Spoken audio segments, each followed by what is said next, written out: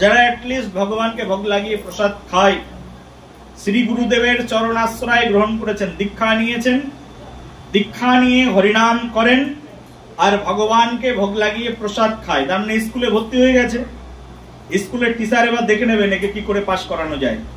আর যে এখনো ভর্তি হয়নি তার কি হবে? হ্যাঁ, তার তো কোনো সিরিয়ালই নেই, ওই ছেড়ে দেওয়া কুকুরের মতো। একবার একটা ঘটনা শোনাই, ভালো করে শুনবে মন দিয়ে। একবার এক বাঘ একটা গরুকে তাড়া করেছে, আর গরুটা লাফাতে লাফাতে এসে সামনে ওই যে মানুষ ওই যে এই ধান লাগানোর জন্য যে প্রথমে জমিটাকে উর্বর করবার জন্য যে কাদা বানিয়ে ফেলে না, পুরো একদম সারা জমি বিঘার পর বিঘা একেবারে কাদা বানিয়ে ফেলেছে। আর গরুটা লাফাতে লাফাতে মানে এতটা ডেপ তার মধ্যে, সেই লাফাতে লাফাতে একটা জোর লাফ দিয়ে গরুটা ওই সেই কাদার মধ্যে গিয়ে পড়েছে। এখন তো আর গরু ওখান থেকে উঠতে পারবে না, উঠতে পারবে? আর গরুর সঙ্গে সঙ্গে বাঘটাও লাফিয়েছে, বুঝতে পারলে তো? বাঘটা এমন লাফ দিয়েছে যে গরুর মাথার উপর দিয়ে সামনে গিয়ে পড়েছে। বাঘটা বলছে, রে তোকে তো আমি খাবোই, কিন্তু একটু দেরি হবে। বলি, খাবো মানে? তুমিও যে পাকের মধ্যে পড়েছো আমিও তো সেই একই পাকের মধ্যে পড়েছি, তুমি আমাকে খাবে কি করে? বলি, আমি তো এখান থেকে উঠবো, উঠলেই তোকে খাবো, আর তুইও তো উঠবি, তোকে উঠতে হবে আমাকে উঠতে হবে, আর উঠলেই খাবো। বলছে, চিন্তা করো না, তোমাকে খাওয়ার ব্যবস্থা আমি করে দিচ্ছি।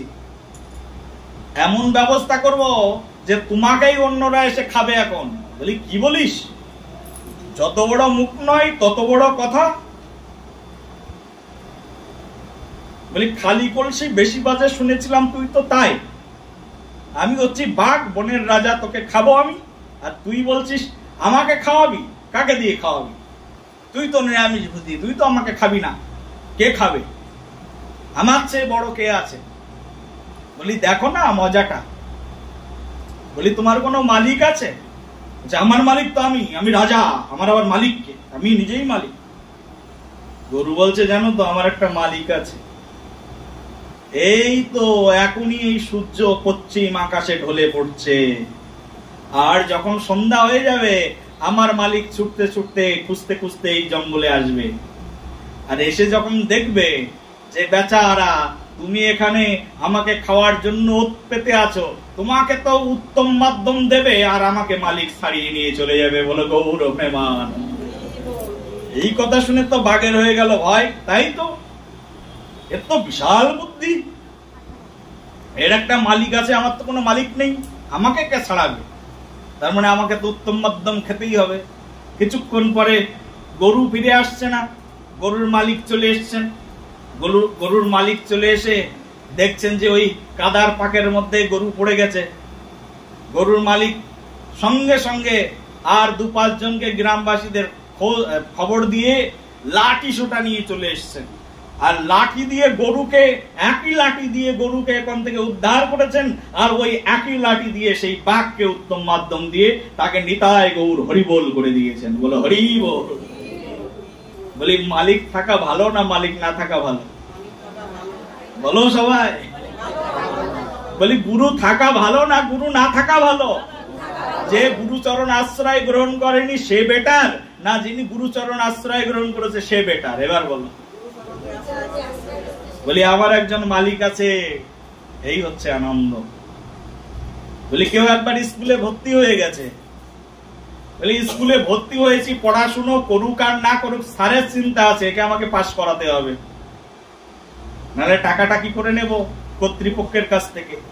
স্যারের চিন্তা ভাবনা থাকে না স্কুলে ভর্তি হয়ে গেলে, যে আমার তো টাকাটা প্রয়োজন।